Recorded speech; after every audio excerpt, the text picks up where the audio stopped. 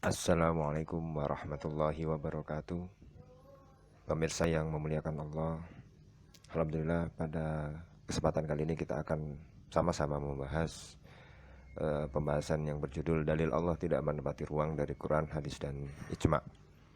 Insya Allah pada lain kesempatan kita juga akan membahas tentang dalil Allah tidak menempati ruang dari akal.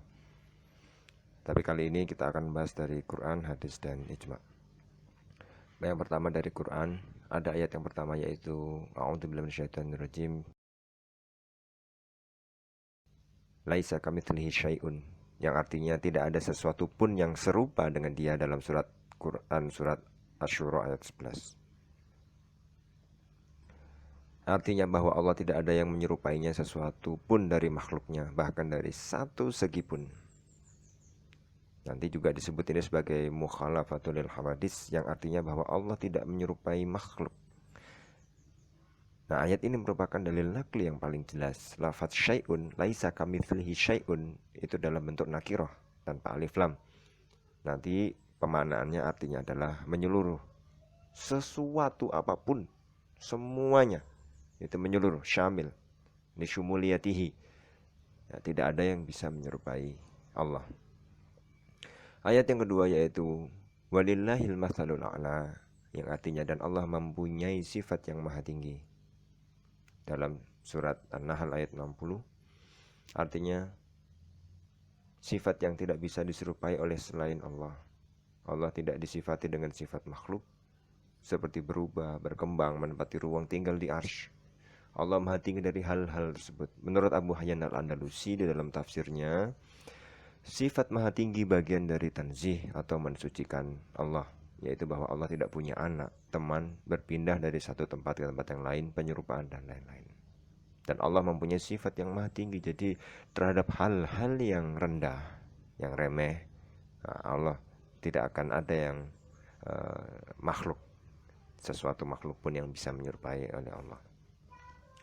Dalil yang ketiga itu fala tadribu lillahil amsal, maka janganlah kamu mengadakan sekutu-sekutu bagi Allah dalam surat An-Nahl ayat 74, yang artinya jangan jadikan bagi Allah sekutu atau sesuatu yang sama dengan Allah. Zat Allah tidak ada sesuatu pun zat yang dapat menyerupainya. Sifat-sifatnya tidak ada satu sifat pun yang menyerupainya. Ayat yang keempat yaitu fa innallaha ghaniyun 'anil 'alamin, maka sesungguhnya Allah maha kaya, tidak memerlukan sesuatu dari semesta alam. La yahtaju ila ghairihi. Dalam surat Al-Imran ayat 97, tidak membutuhkan arsy, tidak membutuhkan selainnya, tidak membutuhkan arsy. Di bawahnya, di atasnya, Allah tidak membutuhkan arsy, juga tidak butuh kursi sebagai tempat tinggal. Yang kelima, Allahu khaliqu kulli syai'in, Allah menciptakan segala sesuatu. Dalam surat Az-Zumar ayat 62. Artinya ayat ini merupakan dalil qat'i bahwa Allah tidak menempati ruang atau tempat, karena ruang dan tempat termasuk sesuatu, dan Allah menciptakan segala sesuatu termasuk di dalamnya arsy, kursi, tempat, ruang, arah, atas, bawah, kanan, kiri, depan, belakang, surga, neraka, dan lain-lain. Karena Allah itu tidak berubah, maka berubah dalam milik makhluk. Maka Allah ada sebelum adanya tempat, setelah adanya segala sesuatu, Allah juga tetap tidak berubah. Kalau dulu sebelum ada sesuatu Allah tidak menempati tempat, maka setelah ada sesuatu, makhluk, alam semesta, Allah pun tetap sama. Maka dia tidak menempati tempat. Dan Allah tetap tidak berubah sebagaimana adanya Allah dahulu. Yang keenam yaitu hal ta'lamu lahu samiyan. Apakah kamu mengetahui ada seseorang yang sama dengan dia dalam surat Maryam ayat 65? Sesuatu yang serupa bagi Allah tidak ada sesuatu pun atau siapapun yang serupa dengannya selama-lamanya. Maka mensifati Allah dengan sifat manusia seperti duduk, berdiri, turun, naik merupakan upaya menyerupai Allah dengan makhluk. Dan itu perbuatan yang bisa mengantarkan kepada kekafiran. Karena berusaha menutup mata atas banyaknya ayat Quran yang mengatakan bahwa Allah tidak serupa dengan sesuatu pun dari makhluknya. Ayat yang ketujuh berbunyi, fa'inama tuwallu fasamma wajhullah. Maka kemanapun kamu menghadap, disitulah wajah Allah, dalam surat Al-Baqarah ayat 115. Artinya, Imam Abu Hayyan Al-Andalusi berkata dalam tafsirnya Al-Bahar Al-Muhit, ayat tersebut adalah bantahan bagi siapa yang berkata bahwa Allah di suatu arah. Karena Allah ketika menganggap baik segala arah adalah bukti bahwa Allah tidak menempati ruang atau arah. Kenapa? Karena jika menempati ruang tertentu, maka menghadap ke arah tertentu, misalnya ke utara, lebih diutamakan daripada arah barat, timur, dan selatan. Jika memang kemudian misalnya Allah itu berada di utara, tapi tidak. Fasamma wajhullah. Maka disitulah wajah Allah di mana-mana. Karena Allah tidak menspesialkan sebuah arah, maka artinya seluruh arah adalah dalam kekuasaannya. Artinya di mana-mana itu seluruh arah adalah kekuasaan Allah. Maka arah apapun kita menghadap kepadanya dengan tunduk dan pasrah. Maka itu artinya kita sedang menghormati dan memuliakannya serta mengikuti perintahnya. Dalam ini adalah bagaimana dari ayat-ayat Quran itu menunjukkan bahwa Allah itu maujudun bila makan, ada tanpa adanya tempat. Yang kemudian kita bahas adalah dari hadis. Hadis yang pertama, Rasulullah bersabda, Allah dahulu ada dan tidak ada selainnya. Hadis Bukhari dan Baihaqi. Artinya bahwa Allah ada pada zaman azali, sebelum ada makhluk penciptaan. Dan tidak ada sesuatu bersamanya ketika itu. Tidak ada air, tidak ada udara, tidak ada bumi, tidak ada langit, tidak ada kursi, tidak ada arsy, tidak ada manusia, tidak ada jin, tidak ada malaikat, tidak ada waktu, tidak ada tempat. Maka Allah ada sebelum tempat itu ada, tanpa tempat. Dialah yang menciptakan tempat dan tidak membutuhkan tempat. Allah tidak disifati dengan sifat berubah dari satu keadaan ke keadaan lain. Karena perubahan adalah sifat makhluk. Tidaklah kita berpendapat seperti golongan musyabbihah yang mengatakan Allah ketika di zaman azali tidak ada tempat. Kemudian setelah dia menciptakan tempat, maka Allah jadi menempati tempat dan arah atas. Yang kedua adalah sabda Rasulullah SAW. Ya Allah, Engkau yang maha awal, tidak ada sesuatu sebelummu. Engkau yang maha akhir, tidak ada sesuatu setelahmu. Engkau yang maha zahir, tidak ada sesuatu di atasmu. Engkau yang maha ghaib, tidak ada sesuatu di bawahmu. Hadis riwayat Muslim di dalam sahihnya. Imam Al-Hafidh Al-Baihaqi berkata dalam kitabnya Al-Asma wa Sifat, yang diriwayatkan di akhir hadis sebagai tanda bahwa hadis ini menunjukkan bahwa Allah tidak menempati ruang atau tempat.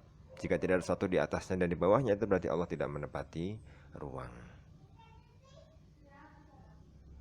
Karena hadis ini mengatakan dalam doanya Rasulullah, Engkau yang paling awal, Engkau yang paling akhir, maha awal, maha akhir, tidak ada sesuatu setelahmu. Engkau yang maha zahir, tidak ada sesuatu di atasmu. Engkau yang maha ghaib, tidak ada sesuatu yang di bawahmu. Hadis yang ketiga yaitu berbicara tentang sabda Rasulullah SAW, saat yang paling dekat seorang hamba dengan Rabb-nya adalah ketika ia bersujud, maka perbanyaklah doa dalam sujud. Imam Jalaluddin As-Suyuti berkata Badr bin Shahib, di dalam hadis ini terdapat petunjuk bahwa Allah tidak menempati ruang. Artinya jika Allah berada di arah atas, logikanya maka posisi berdiri adalah lebih dekat kepada Allah dibanding posisi sujud.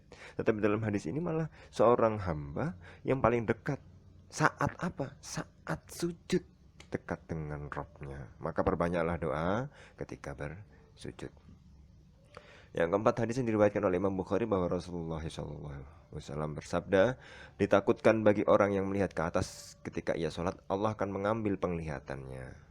Apa makna hadis ini? Perbuatan ini sangat dibenci oleh Rasul, yaitu sebagai dalil juga untuk tanzih atau mensucikan Allah.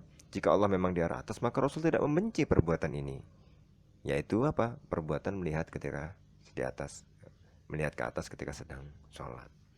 Sedangkan kelompok yang berkata larangan melihat ke atas adalah bentuk penghormatan, bahwa kita tidak melihat ke arah Allah ketika sholat. Menurut orang-orang yang mengatakan bahwa ini larangan, jadi kita menghormati Allah, maka kita jangan menghadap ke atas ketika sholat, karena menghormati. Dibantah oleh ulama Ahlussunnah wal Jamaah, ini salah. Karena jika perkataan ini benar, maka apa yang diprasangkakan oleh mereka, kita tidak akan boleh melihat langit selama-lamanya. Karena kenapa? Karena kita menghormati Allah bukan hanya dalam sholat, tapi di setiap waktu. Nah, ini adalah karohiyah dari Rasul. Rasul membenci untuk melihat ke atas ketika sholat. Maka itu juga menunjukkan sebagai dalil bahwa Allah tidak menempati arah atas. Hadis yang kelima, bersabda Rasulullah, tidak layak bagi seseorang hamba untuk berkata, saya lebih baik dari Yunus bin Matan. Lafadz milik Bukhari. Imam Qurtubi berkata dalam tafsirnya Al-Jami' li Ahkamil Quran, Abu Ma'ali berkata, perkataan Rasulullah SAW, jangan mengutamakan aku atas Yunus bin Matan. Artinya saya tidak lebih baik dari Yunus meskipun aku di Sidratul Muntaha, lebih dekat ke Allah daripada Yunus yang ia dalam samudra dalam perut ikan paus. Ini merupakan dalil bahwa Allah tidak menempati ruang. Sedangkan tentang keutamaan jelas, Sayyidina Muhammad Rasulullah adalah makhluk yang paling utama. Tetapi bukan berarti ketika, nah ini adalah bentuk tawaduknya Rasul, walaupun Rasul sudah Isra Mi'raj sampai Sidratul Muntaha, bukan berarti kemudian lebih dekat dari Allah secara arah. Terus kemudian Nabi Yunus di dasar laut dalam ikan paus kemudian derajatnya rendah. Tidak. Rasulullah ingin menegaskan bahwa Allah itu tidak menempati ruang. Walaupun dia di Sidratul Muntaha, bukan berarti kemudian lebih utama daripada Yunus bin Matan dari segi arah. Tapi dalam segi keseluruhan kemuliaan, jelas Rasulullah adalah makhluk yang paling utama, afdalul khalqi. Yang keenam, jika ada kelompok yang berkata kita mengangkat tangan ketika berdoa di dalam sholat karena Allah berada di langit, maka ini terbantahkan dengan apa yang diriwayatkan oleh Imam Muslim dan Imam Nuruddin Al-Haythami, bahwa Nabi SAW ketika istisqa minta hujan mengangkat punggung tangan menghadap ke langit. Artinya bahwa tangannya bukan menengadah ke langit, tetapi justru menengadah ke bumi. Perut dari tangan, telapak tangan itu menghadap ke bawah, justru punggung tangan untuk menghadap ke langit. Ini juga sebagai dalil, sebagai pertanda bahwa Allah tidak menempati arah atas dan juga arah bawah. Kemudian yang ketiga yaitu dari ijma' para ulama. Ini disebutkan Imam Abu Hanifah ketika ditanya di mana Allah, beliau menjawab Allah Ta'ala ada dan tidak ada ruang ketika dia belum menciptakan apapun.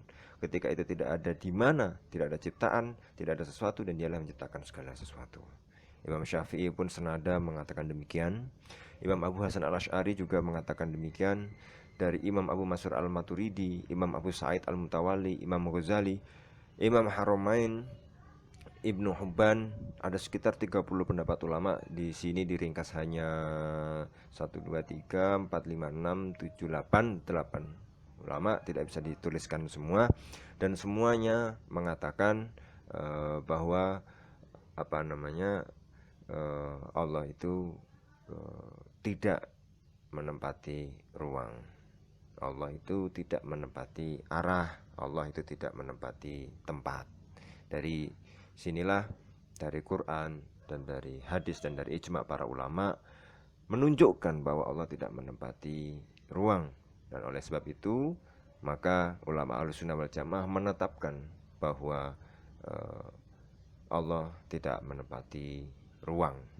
Demikianlah para pemirsa yang bisa kita diskusikan, yang bisa kita bahas dalam pembahasan kali ini, yang insya Allah selanjutnya akan kita bahas, yaitu Allah tidak menempati ruang dari segi akal, dari segi logika.